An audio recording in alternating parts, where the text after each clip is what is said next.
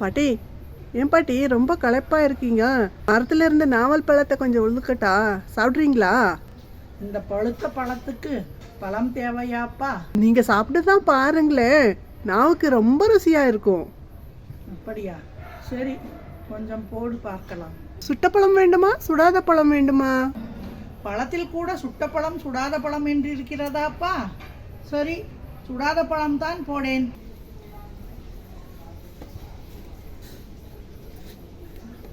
ஆஹா,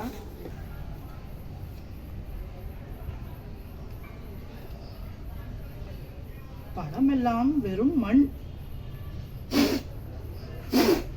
ஏன் பாட்டி, பழம் சுடுதா?